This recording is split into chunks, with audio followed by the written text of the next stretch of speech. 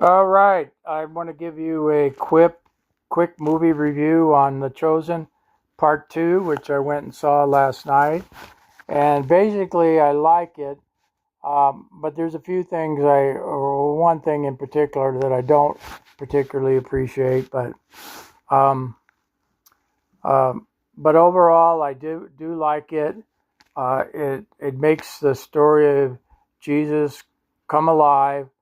There's something about the film, which adds a dimension that you don't really see if you're just reading the text. So it does make it come alive.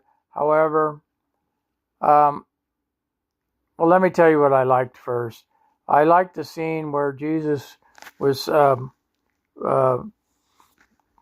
overturning the tables of the money changers at the temple, and with a whip, and they clearly showed that Jesus was not a wimp, and I'm sure that he wasn't.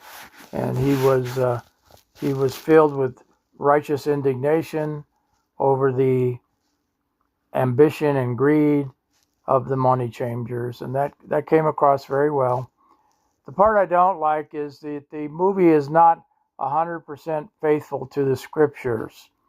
Now, they make things up that are not really in the scripture, and they do it for purposes of, I don't know, that's like backstory, fleshing it out, making it seem more interesting.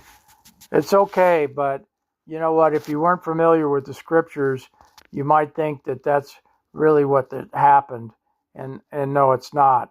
So there's several vignettes like that sprinkled throughout the the the part two. The one that sticks in my mind right now is um, when Jesus went into Jerusalem um, before the crucifixion, shortly before.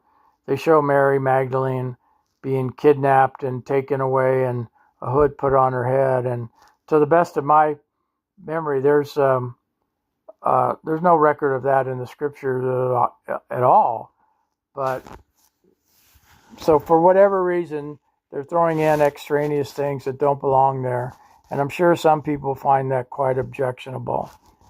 I don't. I know the story of the Gospels, and I can separate what's true from what they made up. But that's the one thing that I wish they would have been a little bit more faithful to the original, but they weren't. So anyhow, I don't know if it's still playing. I would recommend seeing it if you haven't.